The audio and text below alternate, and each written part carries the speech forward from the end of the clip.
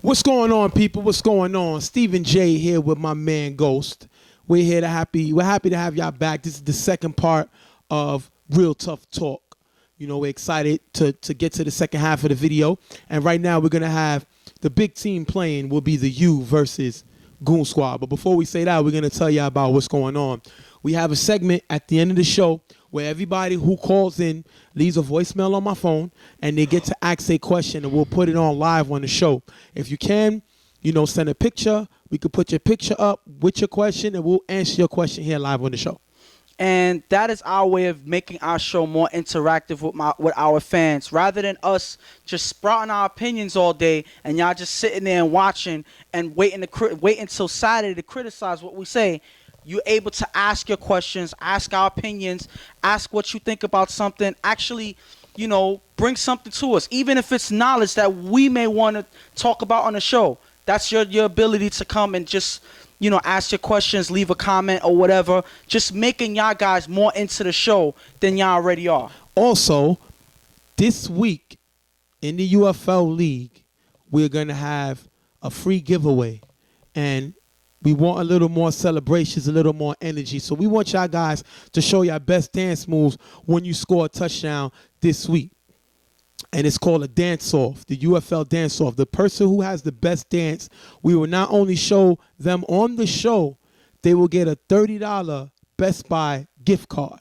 That gets better than that. I mean, I want to know, am I included in that? Because I got some moves. I should be included in that. I know it's my wife who actually putting it together, but I think I should be included in that. I mean, I'm not even going to entertain that joke. I'm not going to say that I'm a dancer either. I just enjoy That's watching. $30. It's Christmas coming. Listen, but if I know that I'm going to be defeated easily in that contest, I'm not even going to try. I feel like I would rather just watch and see what these guys come up with, because I think it's more exciting to see guys that are actually on the field right now and see what they do at the spur of the moment. With that being said, like I said, send your questions. Let us know what's up. We're going to have two. We'll talk about the people, you know, at the end who send us the questions. And, you know, for the first two callers, we're going to give them free Real Tough Talk T-shirts on behalf of me and Ghost, you know, on behalf of the Urban Football League. You know, that's sponsoring us, so we're going to give you free Real Tough Talk shirts. But now let's get into football. First game we're going to talk about is the U versus Goon Squad. Now the U comes in, everybody thinks that they're going to corrupt the league. They're not going to be able to stick with the church league rules. And we got to ask ourselves, is that possible? Remember, the same people said the same thing about Carver joining the league. Now, Swiss played with them Getters last season with Shannon, so they pretty much got an idea of the rules. But what do you think? Are they going to be the type of team that come and try to take over the league and make it go the way they want it to go? I mean, obviously they want to come in and they want to win it all right off the bat. So I don't have no problem with that. The thing about it is I don't really see them changing anything from what's going on with the league, because everybody, like you said the same thing about Carver Mob. Or they're going to come in, they're going to take over. Yes, Carver has won some back-to-back championships, but they fought for those and they comply to, you know, to the league as well. So I feel like the underrated team is going to fit right in just like every other team. They're just going to make things a lot more interesting. They're going to also have Kev throwing the ball for them. You know, Fish retired. Swiss is always on the sideline, you know, waiting to throw. But they got Kevo to throw for them, and they trying to bring him out of retirement and see what he could do. On the other side, you got Goon Squad, who Cornbread definitely put this squad together. He picked up players like Bishop. He picked up players like Crazy. He got guys, and he went out and got a quarterback who could stretch the field. A former quarterback of the year, Pito, definitely has a nice attack on this offense. And right now, you know, they have a good-looking team on paper. You know, they have a good quarterback. They have some pieces on their offense and defense. The only thing is seeing how they perform together. That's what we have yet to see, and we have to see Brad and how he handles his team as the leader of the team. We can only wait and see how things move forward for them. That being said, we're going to jump with Dawn. She's going to let us know the injuries, who's here, who's not here, right before we jump into the game. Thank you, Jay. For Goon Squad, all players are present, but for the U, Akon and Pito will be out due to personal reasons, and Shannon will arrive at halftime. Back to you, Jay.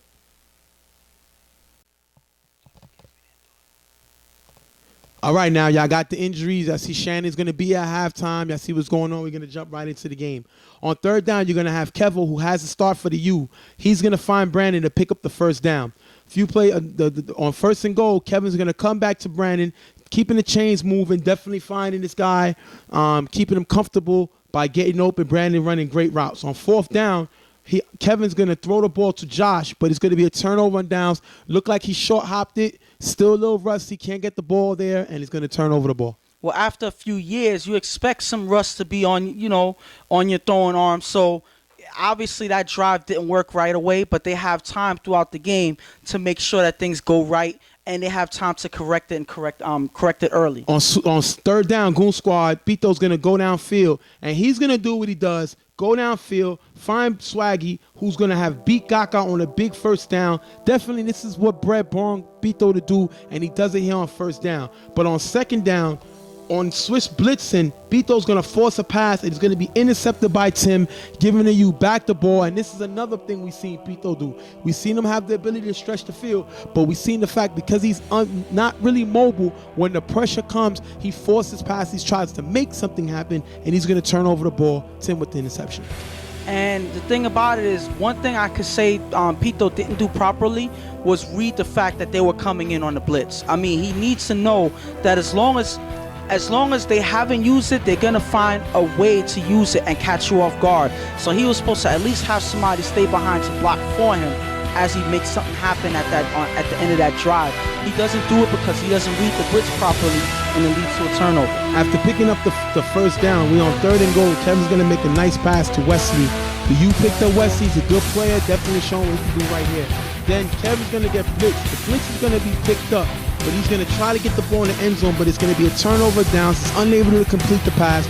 0-0, giving the ball back to Goon Squad. Kevin's second time not being able to score. And being turn over the ball 2 times in a row is not something you necessarily see the U doing, especially, right off the bat. But, obviously it's still some kinks to work out on their offense, but they're running out of time in this first half. They need to get it rolling before Goon Squad tries to take away this game. We've seen Kevo be a little rusty. The question is, how long do you stick with him? You know what I mean? I know you're trying to get him comfortable with the league, but you're also trying to win a game. So we're going to have to see how long they're going to keep him on the hook. It's one game, so I feel like they're going to work on it. But they want to win every game. Of course.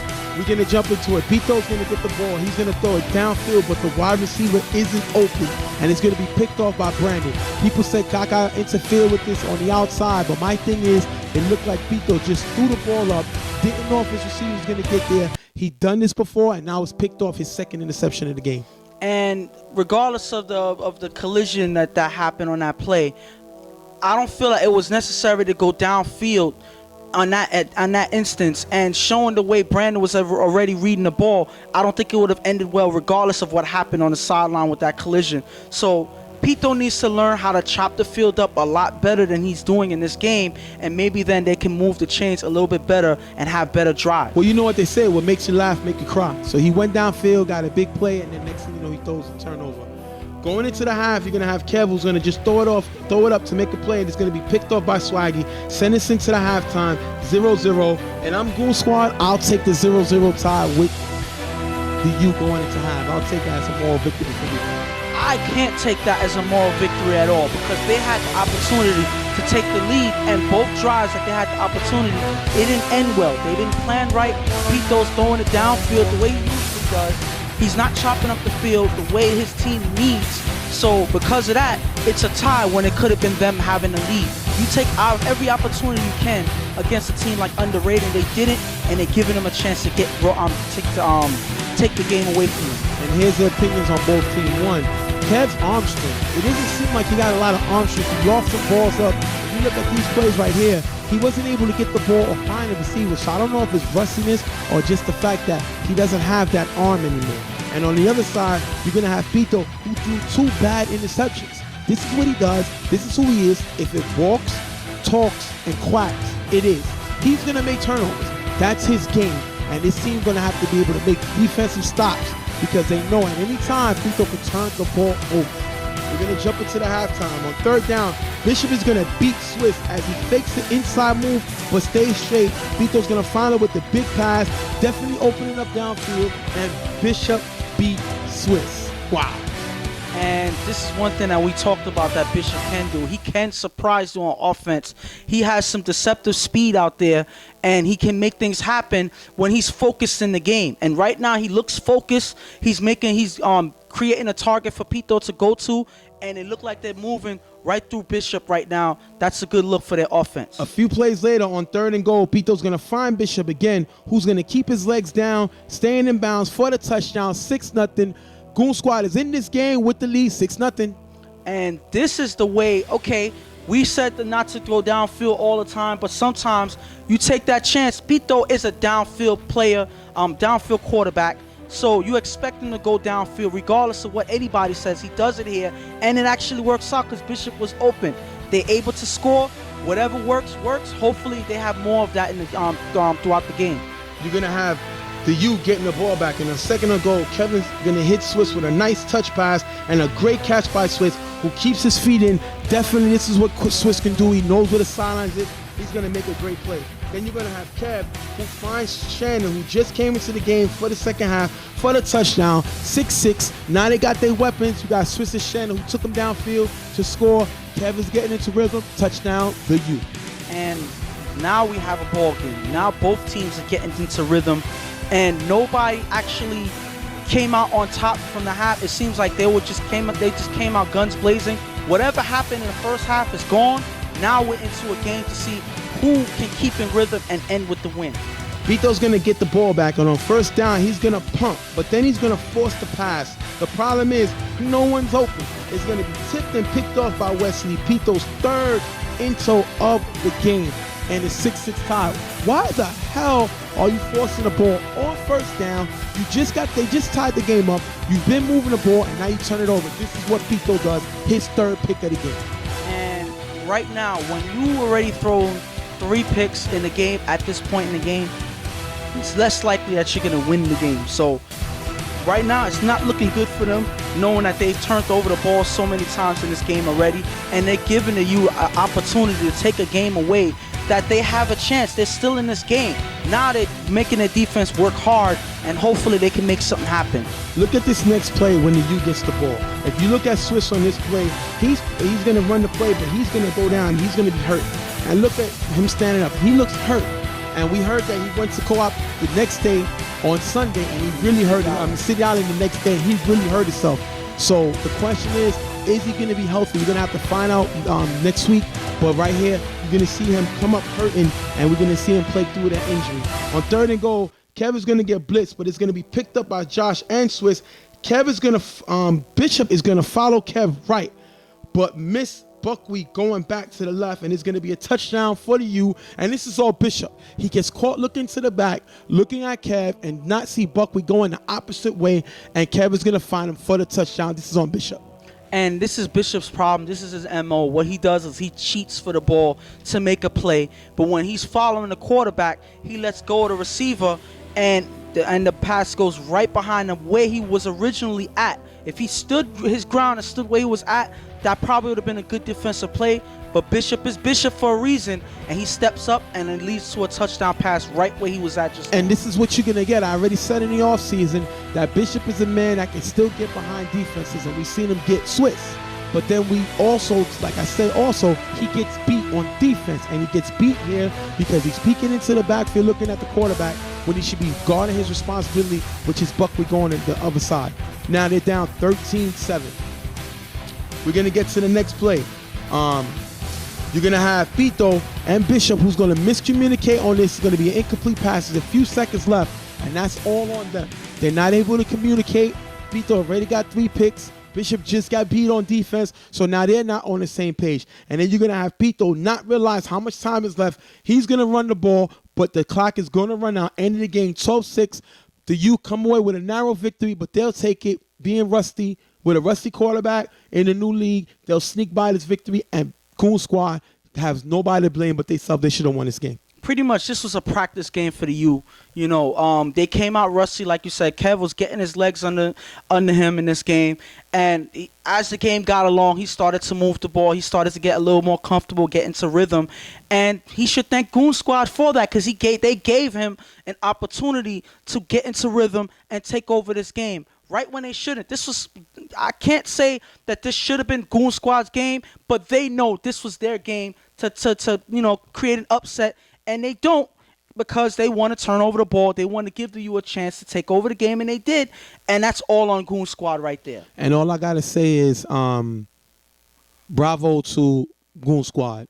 You gave up 12 points, but you was still in this game. Way to start it off. And for the U, the question is what happens with Kev? I know this is the first game. I know he was rusty, but how long do you give him the hook? And now with Swiss is down, what are they going to do now? I mean, at the end of the day, if I'm Goon Squad, I can't be satisfied. I don't care if it was 6-0. I don't care if it's 3-0. The point is you want to go ahead and go and get the win, and they didn't do that. So they need to come out stronger in the next game and get everything right, because if not, they're going to be struggling all throughout this season. Well, we're going to jump into our next break. Like I said, the U with the big win, 12-6. We're going to go to break. We'll be right back. Real Tough Talk.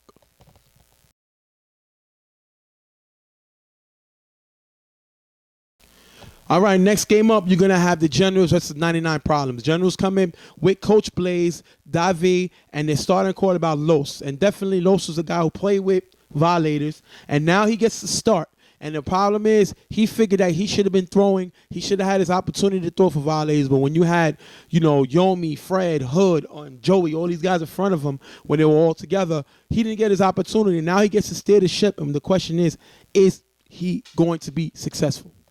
And that's all on him. It's all up to his performance and the way he vibes with his offense.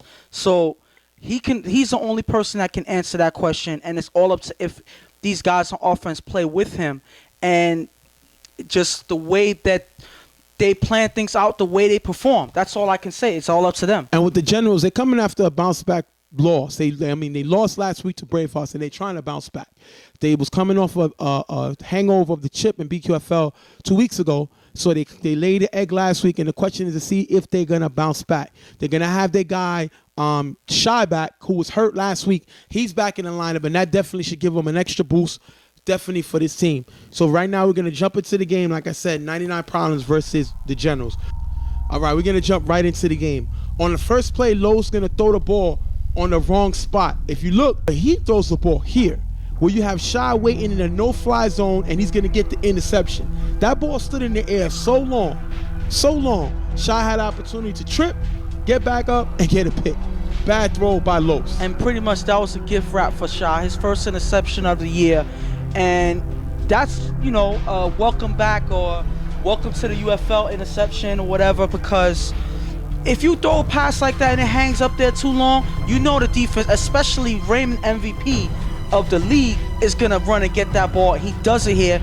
That's the first turnover for the 99 Problems. Spaz is going to get the ball back for this Generals offense. On third down, he's going to throw the ball up to Cecil, who's going to come down with a great play by Cecil, who goes up and gets this ball. 2 plays later, Spaz is going to have a great touch pass to Trey, who's going to keep his feet in for the touchdown, 6-0. And look at that footwork by Trey. A lot of people thought this was a bad call by Pablo, but if you look at it, he got the feet down for the touchdown, 6-0. And that was you can't ask for a better throw from a quarterback. Spaz puts it right there where Trey is able to catch the ball and make a good and stay in bounds. That's a perfect drive to a score. That's a way to take advantage of a defensive play. On the next series for 99, Los is going to avoid the sack on the blitz, but he's going to get sacked by Milo. Milo playing turned up, the former UFL Defensive Player of the Year a few years back, definitely making his presence felt here. On the next play, Los is going to force a pass in the middle, which is going to be picked off by Shy. Shy's second into, but if you look, there's a flag on the play. And if you look at this, Shy is going to not only have illegal contact, he's going to hit the guy with his shoulder. And that's going to be an immediate flag that's thrown on the field. That's going to negate the interception. That would have been his second. And you're an MVP. You got to be smarter than that. You're hurting your team right here. Bad play by Shy. On fourth down, Los is going to need the first. And if you look here, he has 3 guys. 1, 2, 3. The safe throw would be in the middle. He goes to the left where the safety is there. Trey, he's going to knock it down, turnover on downs. He had 3 guys open, and all you got to do is pick one, and he picks the wrong decision. Bad mistake again by Los, turning the ball over. And that's just a quarterback that saw pretty much he already made his decision before he threw the ball. So it didn't matter who was open or who was not. Sometimes you have a quarterback that's comfortable with certain players at certain givens at certain times. He was comfortable with this receiver, and unfortunately it didn't work out, and it led to an incomplete pass. Spaz is going to get the ball back. On 2nd and goal, he can't find anyone. He's going to have a decent run here. And on 3rd down, Spaz is going to throw to Shaw, who's going to make a great one-handed catch. Great play by Shaw. Unfortunately, they can't score on 4th down. It's going to be a turnover downs, giving the ball back to the 99 Problems. 99 Problems is going to end up going on 4th down, and Los is going to get the 1st down. Definitely trying to get into the rhythm. They go for it. Los gets the 1st down. On 3rd and goal, Los is going to have a good pass here. But on 4th down, Los is going to throw the ball away. His 3rd turnover game. Los is not in no rhythm. Maybe it's time to go to the bullpen. Right now, it's not looking good. I don't know what's going on. It seems like him and the rest of the offense are not on the same page and not connecting. There's no communication out there as to what plays they're running, and obviously it leads to them turning over the ball over and over again. That's 3 times in a row so far. Spaz is going to get the ball back. He's going to go downfield to Julio.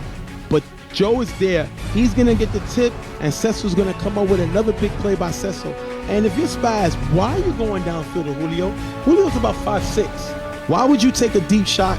He takes a chance, but definitely his MVP basically type player, Cecil's going to come up with it. So with 2 seconds left, Spaz is going to throw the ball up. It's going to be intercepted by Joe, which takes us into the half. You're going to have you're going to have the Generals up 6-0 going into halftime. But right now, it's 6-0, but the Generals are not necessarily playing to the top of their caliber. They're not playing at their best football right now. So they only have a 6-0 lead, and that gives the 99 Problems a chance to really get back in this game. Yes, they started off slow with 3 turnovers, but that can change in the second half. All they got to do is just notice all the mistakes they make and clean it up the second half. I'm going to jump into it. My problem with 99 Problems, they have 99 problems, and the main one is Los. He's not moving the ball. He has 3 turnovers. He has to get this offense in more cohesiveness because they don't look good right now. And on the other side, Spaz has to get Cecil more involved. Cecil's making plays, but they're not big plays that Spaz is looking for. He's just coming out the area and making big plays. Listen, you need to get Cecil force involved. The ball, because if he forces the ball to Cecil, then that's another thing that you have something to say about. No. So I don't expect him to force it. I take my chance with Cecil. Give him a shot to make the ball. Let him feel like he's involved in the offense. Whatever you need to do, find him and get him the ball. Listen, whatever they did in the first half, they scored once, but they need to do something better because they need to score more points than 6 if they want to come away with a win early in this game. Second half, 99 Problems. Spaz is going to have the ball, and Spaz is going to have a guy wide open for the 1st down. But what does he does? He goes in deep and gets intercepted by Joe. Joe's going to have blockers, and he's going to run it all the way back for the touchdown. 6-6, and look at this play. Spaz on 2nd down goes downfield. Why? I don't know. Look at this guy. Wide open. But Spaz want to be Spaz and throw the ball downfield. Unnecessary throw. Bad decision by him. It's picked off. Ran back. Now we got a 6-6 top. And when you have a guy like Joe running around in the secondary, that's not chances that you want to give, that you want to take, knowing that he could take it the other way. And Spaz has a habit of forcing things that he doesn't need to, and it caused a turnover here that brings 99 the life that they need. They're right back in this game, and now they have an opportunity to take it from the Generals. This was their game to win. It's all up to the Generals to fix this and win this game. Spaz is going to get the ball back, and with the blitz, he's going to roll to the left. Joe's going to step up, and he cheats. And what they say, if you cheat, you get beat. And Cecil runs right by him, and Spaz is able to find him with the great throw. He listened to me. He found Cecil. He beat Joe. And definitely great play by Spaz going downfield. Now they're getting it moving. And they didn't force anything. That's what I'm saying. That was a clean pass. He read the defense properly, and Cecil ran his route and got past the defense, and they were able to connect on that pass. That's how you do. You don't force anything. So listened to you in terms of finding Cecil and bringing him in the game, but he listened to me by not forcing anything to him. So it's the best of both worlds. They got the drive going. It's all up to putting points on the board now. 3rd and goal. Spaz is going to miss Trey here. But what Trey does is he's a smart receiver. He's going to keep moving, and Spaz is going to find him for the touchdown, giving them the Generals a lead, and they're going to go for 2 points, and Shy is going to make a great one-handed catch and give them the 14-6 lead. Great one-handed catch by Shy, but let's get back to the great play by Trey. He doesn't freeze. He freezes. Spaz misses him, and then he keeps going, and Spaz comes back to him for the touchdown. Great play by this offense. And that shows that Spaz didn't give up on Trey. That's a quarterback that has faith in his guys, that's played with them, know their talent, know what they do, so you don't go away from them. If you find another opportunity, you connect again with a pass to them. You don't go away from a receiver because you mess up on one play. He does it, and at least the 6 points. That's something that they need in this game to go ahead from 9-9. 99 Problems is down 14-6. Los gets the ball. He's gonna find Dre. Dre's gonna make a good catch here. He's gonna come back again to Dre. Dre's a big guy, but he got good hands. He's gonna make 2 big catches here. And on the next down, Shaw's gonna have Joe one-on-one. He thinks he has help over the top, but there's no one there. And Los sees that. He's gonna throw the ball up to Joe, who's gonna beat Shaw for the touchdown, getting him right back into this game. 14-12. Great play by Los to find Joe one-on-one with Shaw. And Shaw's not the tallest guy, so Joe is definitely gonna come down with this one. 14-12. And on that play, you could see the person who was hungrier for the ball. Joe was hungrier for this ball. He wanted it, and he made Shaw miss on that play. He made sure that he was open on that play, and Los gave him the ball. That was just a great connection there, and that just shows who wanted the ball more. Joe definitely wanted that ball more than Shaw. He got it. You're gonna have the 14-12 with Generals with the lead. 99 is gonna go for 2. Los is going to pump, which gets the receiver open, but he's going to miss the throw here. This game would have been tied if Los did not miss this throw. You can't come up to this situation and not make the throw. That's going to pretty much end the game. Spaz is going to get the ball back. He's going to run the clock out, end of the game. 14-12. Generals are going to steal this game. Big loss by 99. They should have been in this game. They should have had a win. And that, or at least a tie. Listen, okay, fine. They didn't get the 2-point conversion, but because they started slow in the beginning, when the Generals were actually struggling early in the game, they missed the opportunity to take away this game from the Generals. Like I said earlier that this was the game for the Generals to win, only because they came off of a loss to Bravehearts, and this was their game to bounce back. They didn't seem like they bounced back the way they needed to early, and 99 was supposed to knock them out of the game early. They didn't take the opportunity, and they come up with almost, but not quite, but it's still an L at the end of the day. And now they're going to have primetime the next game. So we're going to jump into our commercial, our next break. 14-12 Generals with the big win. Definitely 99 Problems got another one, so we're going to have to see what happens. We'll be right back. Real Tough Talk. What's good, man? This your boy Spider from Rep City. Stay tuned. You watching Real Tough Talk with your boy Jay and Ghost. Holla. Next game up, we're going to have Primetime versus 99 Problems. And we're going to have a little situation here because Primetime is going to come late. 99 Problems was waiting after the game versus the Generals. Primetime had a game in BQFL. The game got mixed up with time. They called and said they were on their way. The game was actually supposed to start at 12:15, and they get here at 12:45, which is a half an hour late. But because they coming from Brooklyn, it was their first game, the league decided to let them play. Well, 99 Problems had a problem with this. They didn't want to play, even though their whole team was still here, and several players wanted to play. They started quarterback Los, who just came off of a loss to Generals, really wanted to take the forfeit win.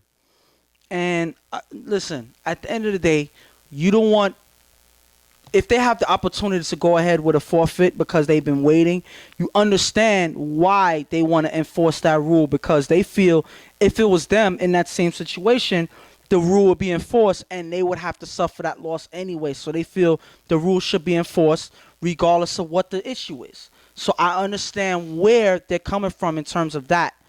And, you know, I can't say that they're wrong for fighting for that win, but situations are are more complicated than just we got to follow the rules right then and there, and that's it. What did Herman Edwards say? You play to win the game. If you have an opportunity to avoid a forfeit, then we're going to avoid a forfeit.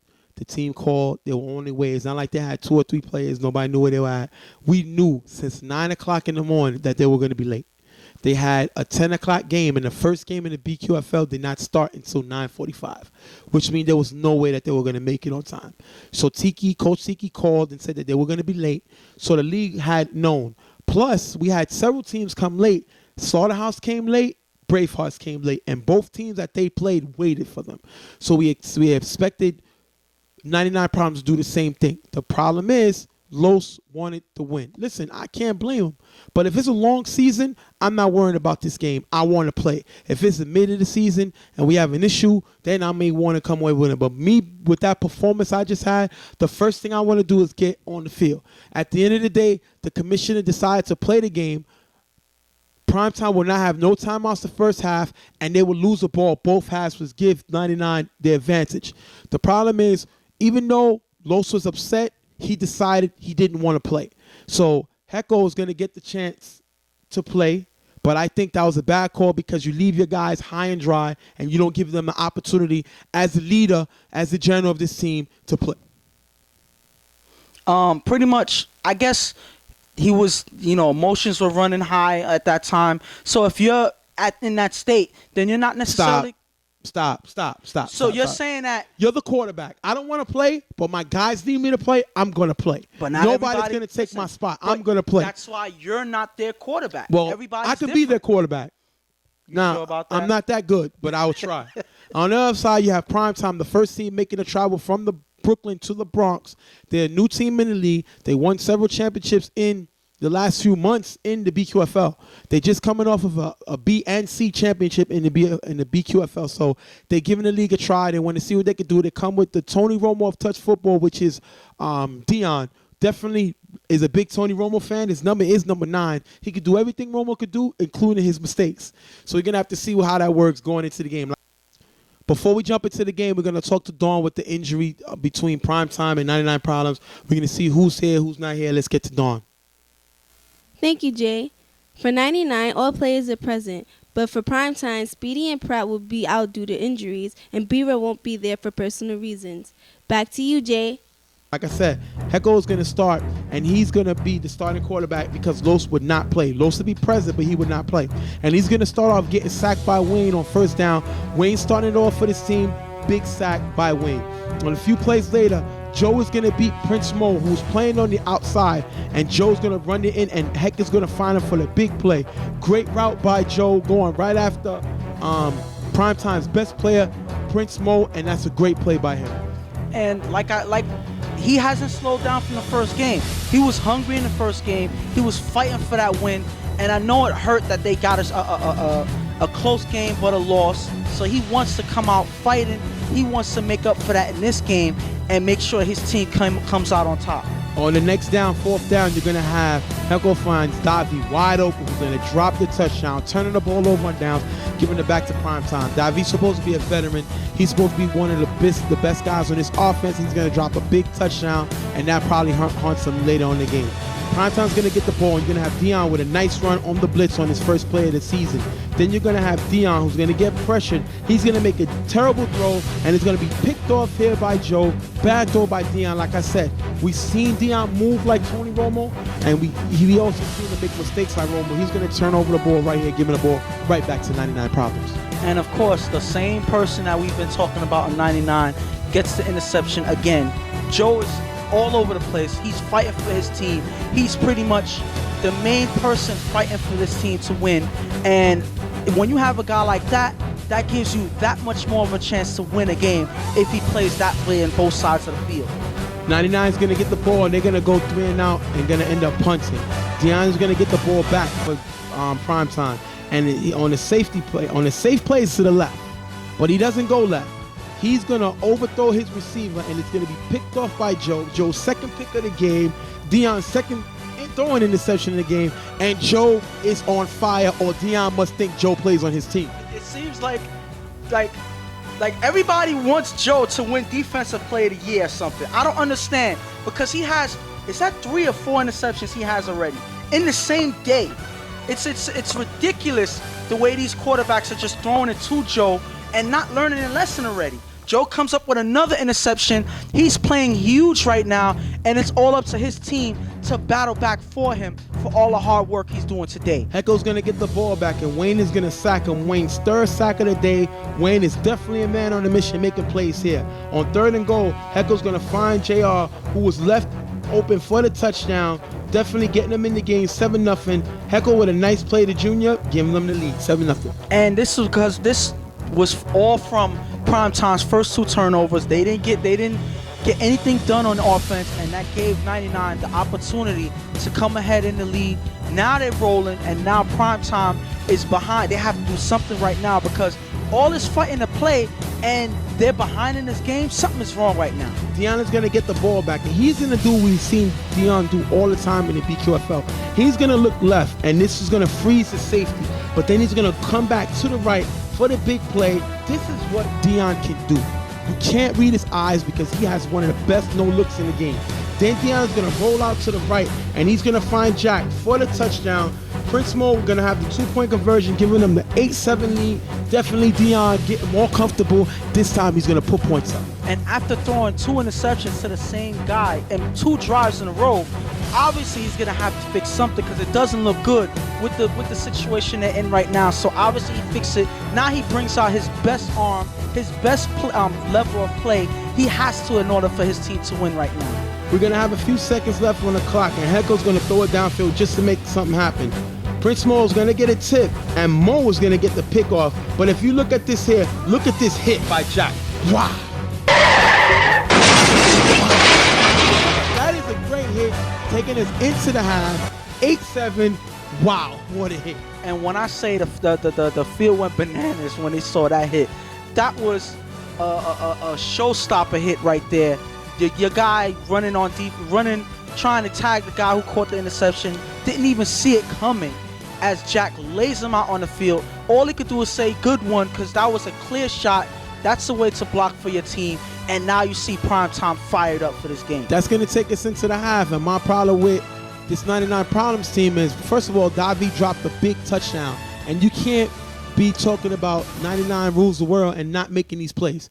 You don't have a lot of opportunities against this talented Primetime team, and when you have one, you got to make the plays here. Hecko's struggling a little bit, but he's moving the ball, but he still got to get in rhythm. These guys got to help him. I can't say he's struggling, because he threw 2 successful drives. The first drive, they did not score, even though they were supposed to, because Davi dropped that touchdown pass, and they actually scored the second time, on a drive later on after Joe's interception. So I can't say that he's struggling.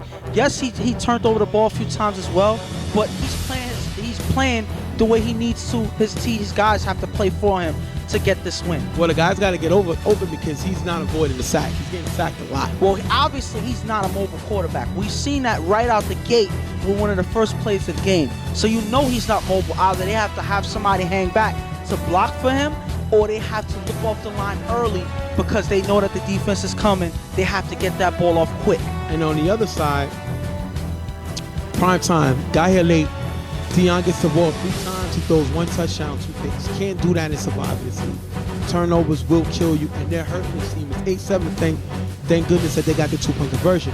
But Dion is too good to make mistakes like this. Yes, but the thing about it is, you see Dion play at his best, he can be one of the best quarterbacks on the field. But when he's at his worst and he's making mistakes, it gets very ugly out there. So you don't know which Dion you get at which drive. And fortunately enough, the 2 interceptions that he threw didn't hurt them that much. They have to fix it in the second half if they want to come away with this win. We're going to have Primetime getting the ball in the second half. They're going to go forward now, giving the ball to 99 Problems. On 4th down, Hecko's going to get sacked by Primetime to cause a turnover and downs. Another sack by this Primetime defense, which means the receivers are not getting open, giving the ball right back to Primetime. On the next play, Prince Mo is going to beat the safety, and Dion is going to go downfield to find him for the touchdown with the 2-point conversion, 16-7. Great play by Dion, finding his Des Bryant, Prince Mo for the touchdown. And I'm guessing after that first drive, something clicked in Dion's head, because now he's playing. Now he's making those passes that when we know he's capable of. And now I don't see him slowing down after this. 2 touchdowns and 2 drives now.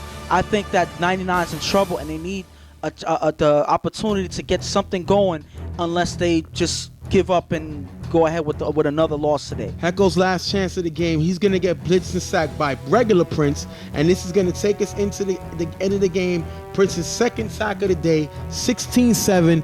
99 is going to drop this game, give him prime time their first UFL victory. Definitely a great game at prime time, 16-7. And all I can say is this is disappointing for 99. After fighting for a forfeit win or whatever, obviously it didn't go their way, but they came out, they were ready to play. Joe especially for this team, but I feel like there was a lot of mistakes made in this game that kept them from coming away with a win. They had the opportunity, but they didn't capitalize when they had the opportunity, and that's something that they have to fix going ahead into the next game. They're 0-2, but both of these games they had in their hands. So I don't care about listen, they had both games. They're capable of playing and winning on their own, and they came up short. This is just a way to wake up and fix these mistakes, because they have a long season, and it's just starting right now. Well, that being said, we're going to get into the next one. We're going to take another break. Prime time with the win, 16-7.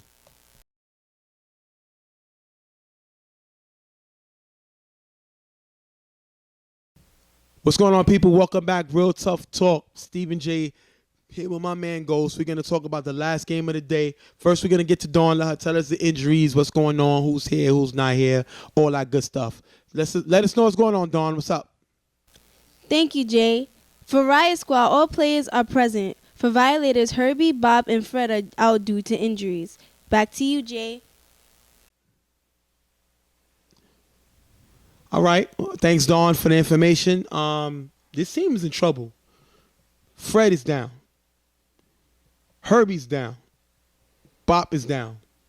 This team's in trouble. I don't know what they're going to do. I don't know. I know they're not going to drop out. They're going to compete, but they're going to have to change up their style a little bit, because now you lose Yomi as a tight end and he has to go to quarterback. Now, definitely not taking away from Yomi, no disrespect to him, but he's not Fred. And then you lose the all-star in Yomi because he's at a quarterback position. Herbie's done for the season. Bop looks like he's going to be done for the season. And Fred is dealing with a hurt calf. And you know the way the calf is, you never know how you can heal up for that. So this team has their own problems right now. And these are problems that they didn't need at this point in the season so early, because they just came off of losing in the Final Four to Carver last year. And they were looking to make this their year. After going undefeated, yeah. Yes, after going undefeated, they ended up losing in the Final Four. This was supposed to be their year of redemption. This was supposed to be that year that they finally get it together and they come away with a championship. And unfortunately, it didn't start the way that they wanted to. Before the season even started, they had these problems, and it's falling into the season as they forfeit their first game.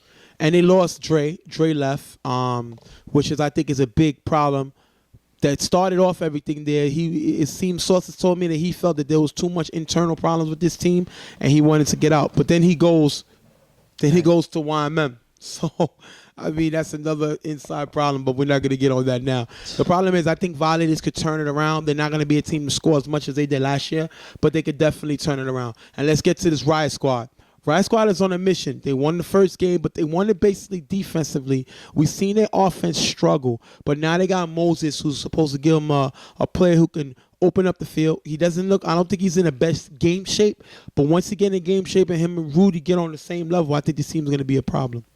And it's all up to if they show the potential that they have on defense. If they play the lockdown defense that got them through the playoffs and got them to play the Browns late in the second round, I feel like this team can go far. I mean, they have the talent to make things happen. It's all up to if they make it happen when they're in the game, and it's all up to them. We're going to jump in the game right now. Riot Squad getting the first possession. On 3rd and goal, Rudy's going to find JP to get him involved in the game early. Smart play by Rudy. But on 4th down, Rudy's going to throw to Lawrence and going to throw the ball, and it's going to be picked off by Lawrence for the Violators, giving Violators back the ball. Bad play by Rudy, trying to make something happen. He's not able to do it here. Turns the ball over. And this is something that happens with Rudy sometimes. Every now and then, he tries to make something happen that isn't there, and he forces certain passes, and it leads to turnovers. And that's not something that Riot Squad wants to have happen early and give the Violators a chance to run away with the game. You're going to have Riot get the ball now. You're going to have Violators get the ball now. Second down, Smoke is going to get the sack on Yomi. And this problem is Yomi holds the ball too long. If you look here, he has 3 guys open. No reason to give Smoke the opportunity to get the sack. And he does. You can't hold the ball that long, especially with Yomi. Smoke will chase you down. You got to get rid of it. On the next play, G is going to be able to neutralize Smoke on the rush, giving Yomi time. He's going to throw downfield too light for the first down. Great play by Yomi with G picking up the blitz. Yomi with a nice touch pass to Ed, who's going to beat London for the touchdown. With the extra point, it's going to be 7-0. Great play by Ed getting involved here. They picked him up. He was a player that used to play with Raw. Great throw by Yomi, and Ed beat London for the touchdown. He definitely did on that drive, right, on that pass right there. This is something that Violators needed. They getting their offense going. And Yomi, I would say he looks pretty comfortable out there in the first drive. He's starting early to put points on the board. And this is the Yomi that they want at the helm, making up for Fred being absent. If they have that, I think they'll be just fine. On second down, as Riot Squad get the ball, you're going to see Rudy stretch the field and go downfield to Pig, who's going to get a big gain in the first down. A lot of people don't understand. Pig can get past you. If you sleep on his route running, he can get open. He makes a big play here. Definitely good play by Pig. And on the 3 plays later, Rudy's going to find Moses in the end zone for the touchdown. With the extra point, it's going to be a 7-7 tie. Great drive by Rudy. And this is on Gumby. Gumby got picked up. He plays with GTM. He's here to bring defense to this team, and he's going to get beat. He sees Moses, but doesn't stay with him. And Moses is going to be wide open for the touchdown. Gumby's guarding no one, and that's going to take us into the half. 7-7.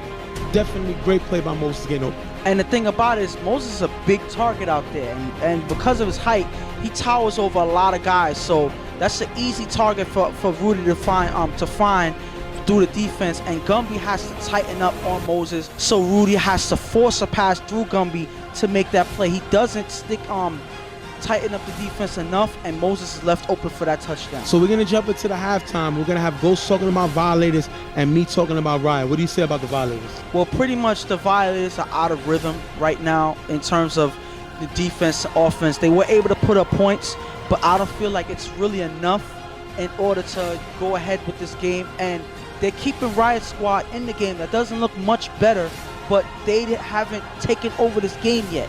And we should see that in the second half, hopefully. If not, they're going to give Riot Squad a chance to run away with it. Riot Squad always starts slow. They're slow-paced offense until a big play happens to get them a little bit of momentum. And I think that big play is Smoke.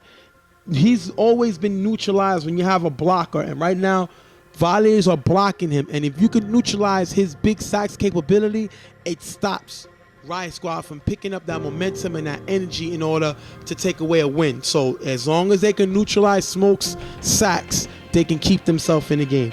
Second half, Yomi's going to go downfield to Nomar, and with the pass interference on this Riot defense is going to give them third down in the red zone. Definitely smart of Yomi to take a shot downfield. If you feel his brother can make a play, his brother was an all-star, gets called for the pass interference, giving them a big third down. On the next play, Yomi's going to find Ed in the end zone for the touchdown with the extra point, 14-7. Ed's second touchdown of the day. Now Violators got a lead. And right now, Ed is playing huge for their offense. He's giving Yomi a target. He's getting out. He's getting past the defense. And that's something you want for this defense, because obviously they're not the firepower team that they should be. But when you have guys like Ed playing the way he is in this game, then that makes up for a lot.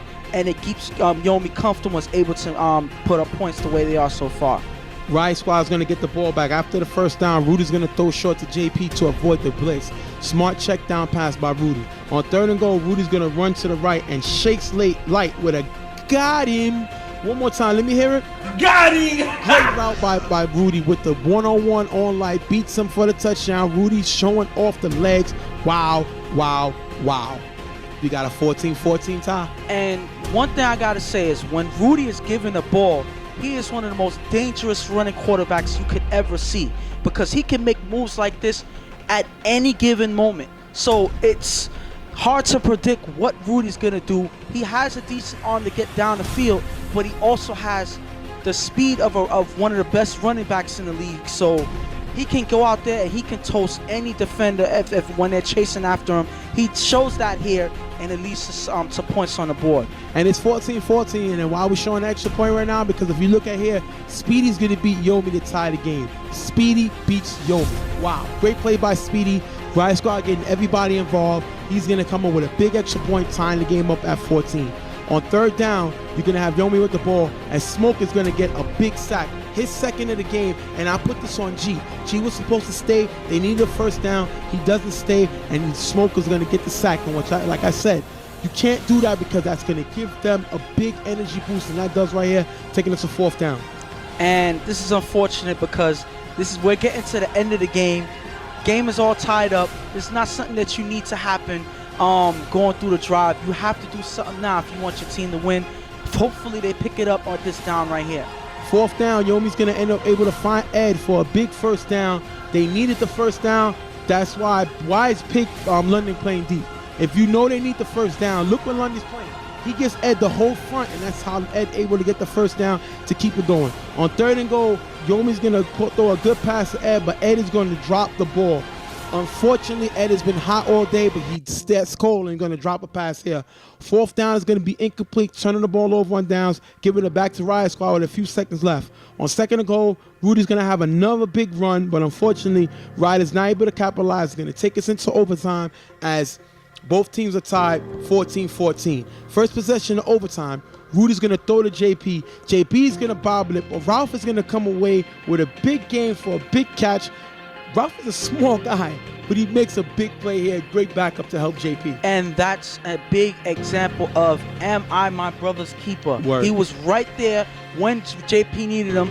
JP dropped the pass, but Ralph was there to clean it up and get the yardage they need to keep this drive going. That's big for Riot Squad. On the next down, fourth down, Rudy, look at Rudy. He's going to pump to Moses right. Gumby's guarding. Remember, Moses beat Gumby already. He's going to pump to the right. Moses is going to go to the right and go back to the left. He's going to beat Gumby for the touchdown. Great play by Moses beating Gumby with the extra point. It's going to be 21-14. And why did you bring Gumby? To make defensive plays. And we see him here get beat twice by the same receiver. Gumby's too good for that. Not able to stop Moses. 2 touchdowns by Moses, 21-14. But we got to go back to that big catch by Ralph, because I think without that catch, I think they would have been far back towards the 50-yard line if that didn't happen, and this would have probably been a different game for Riot Squad. So a big way to make a big play to get them to score points in this overtime. Right now, Violators with the ball. They got to score. Yomi's going to have no more. Wide open on the whole left side, but it's going to be an incomplete pass. Bad throw by Yomi. This is all on Yomi because his brother had the whole side of the field. After completing the ball on second down, we're going to get to third and goal. Yomi's going to have G open, but instead of throwing a bullet, he's going to lob the ball. First of all, why are you having G run this route? Second of all, if you got to get him the ball quick. He lobs the ball up, and if you look here, the ball is lobbed, and it's going to be picked off by Kobe to end the game 21-14, and the question is, was this a push-off? My thing is, it looked like he extended the arm, but it doesn't look like G was able to make a play on the ball. So because G wasn't really making a play on the ball, I think that's why the refs kept the play in the pocket. It can went either way. I don't know. It's a hard call here. And what a way for something like that to happen towards and pretty much the last play of the game. But I'm going to say this.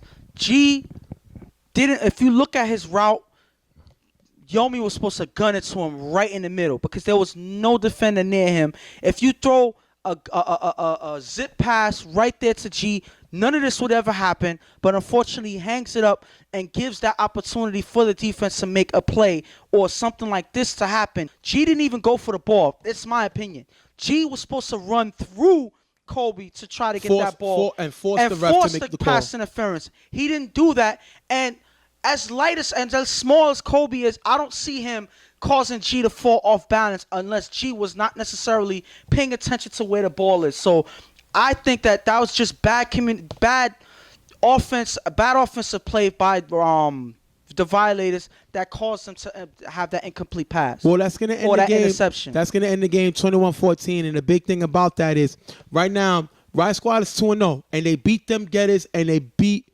Violators, two of the big teams in the playoffs last year. So Riot Squad is on a mission playing very well. And on the other side, Violators are 0-2.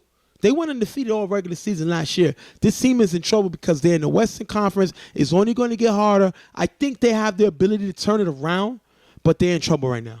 And you see the battle scars on this team from other leagues from last year. You see that they're not the same team. Obviously, they're missing guys out here. You know, we can name names of the guys. We already mentioned it already. And the guys that's on the field, you know, they're not performing at the height that we normally see them perform. So they have to fix it up. I feel like they still have time because it's a long season. They have 8 games left to fix it. But I feel like the Violators are a team that can fix it, and they're going to bounce back strong. Well, we're going to wrap up the show right here, but we're going to tell you a few things. First, we're going to go to our call in the question part right now, where we have different players call in their question. We're going to show their picture on the screen, and after the question they ask us, we're going to tell you what happens. So right now we're going to go with the first question. We're going to show the picture with the name, and we're going to tell you the first question. What's up, this is Danny. I couldn't send a video or anything like that because I'm on the road to go into my job. But just wanted to ask you guys, who do you guys think are going to be your early season teams that go to the championship? Okay, that was Danny from Carver Mob. His question is, who do he think that's going to go to the championship? Who do we think is going to go to the championship? Well, it's early. That's a kind of a hard question to answer now, but I think from the East, I have the final 4 teams I have in the East. I have IOD facing the Browns again. I think IOD is going to beat the U to make it to the final 4, and I think they're finally going to get over the hump and beat the Browns to make it to the championship. So from the East, I have IOD beating Browns and making it to the championship on the East side. And pretty much the 2 teams I see battling each other on the West are just going by, you know, how things have gone so far. I see Primetime getting it together and playing Carver in the Final 4 games. I just see, going by their divisions, I don't see anybody actually challenging Primetime throughout. I think all the other teams in that conference don't necessarily, or that division, right, don't necessarily have what it takes so far to battle Primetime as of right now. But things can change. And Carver, coming off of their championship, I don't see them slowing down for nobody. So I see them taking that division as well. But again, I'm not promising anything, but I see them meeting each other in the Final 4. And now we're going to get to the next question, the last question, and we're going to tell you show you who it is, and we're going to get into it right now.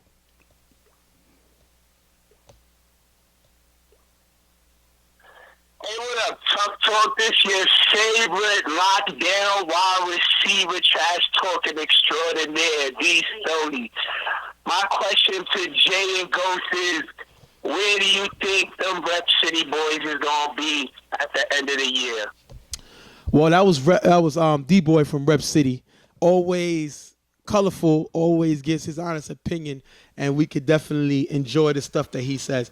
He wants to know what we think about Rep City for the rest of the season. Well, let's look at the division that they're in. They got YMM, Browns, Soul Factory, and Gunners. It's not an easy division. It all depends. I mean, I got Browns winning that division. They're going to be the top seed. And right now, Rep City's 0-2. The problem with Rep City is their weapons or lack thereof. Well, Browns are going to win this division. I don't know what's going to happen with YMM. It all depends on what Rico could do with those people that he picked up. Soul Factory is going to be interesting because we get to see Dave debut and see him at quarterback. But Rep City offense is hurting them. They went out and they picked up Mace. He's a no-show. They went out and they picked up Nicholas. He's suspended indefinitely. And they went out and got Travis, and he's been a no-show. So the guys on offense that they picked up that's supposed to take them to the next level haven't been here. Even Big John that they had that came from Reckless has not been here. So this team needs to help their offense, give Hood some weapons. And unless they do that, this team may not even make it out of the East. But honestly, they do start off slow every single season, and they bounce back towards the middle of the season, and they actually make it to the middle of the pack, either in the conference or in their division. So I see that happening again this year in this division. I see them making the middle of the pack, and I feel like that's one of the things that they would want, because they don't have to face the top team right away, and they're able to battle throughout the playoffs. And I feel like as long as they're able to make it to the playoffs in a solid position in the division, I feel like they'll be just fine, and they'll be ready to battle anybody. So that I see them being in the middle of the pack pretty much. Well, we're going to jump into things right now. We're going to end up the show, but I'm going to tell you two things. One, real quick, we're going to talk about the playoff, the way it goes. Now, if you look on the screen right now, Ghost is going to show you're going to have 5 teams in each division. Now, obviously, whatever goes on one conference goes on the next. So follow me real quick. You're going to have 1, 2, 3, 4, 5, as you can see. And on the bottom, you have 1, 2, 3, 4, 5. Now, if you look, the way it's going to go is 4 and 5 in each division will play each other for the wild card. The winner of that 4 and 5 game will have to play the number 1 seed the very next game. That's how it goes. So 4 and 5 plays in the wild card. The winner of that, let's say it's 4. 4 will play 1 after, and then 2 will play 3. And on the bottom side, the other division in the East will be the same thing. So technically, every team makes the playoffs. Everybody makes the playoffs. The problem is 4 and 5 on each division, each conference have to play a wild card game in order to get the last spot in the playoffs. And then the winner of that will play the number 1 seed. That's how the playoff matchups are going to go. So every team in the league has an opportunity. Obviously, you want to stay out of the wild card because you have to play 2 games in one day. But definitely, that's how the playoff matchups goes. Everybody has an opportunity to play in the playoffs.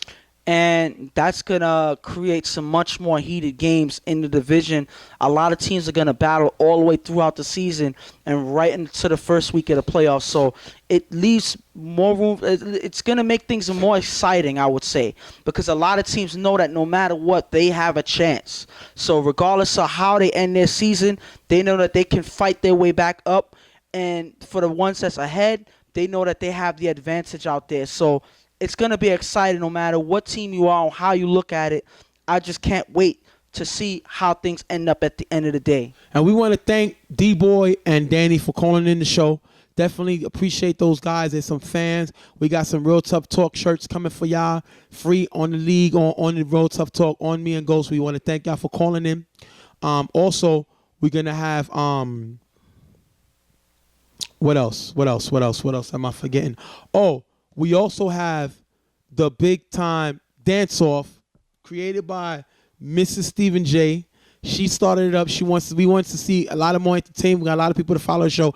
And the guy this weekend with the best dance will get the following week. Whoever's voted on the show will get a $30 Best Buy card. That's great. Christmas is coming. You could get something free for $30 on that card.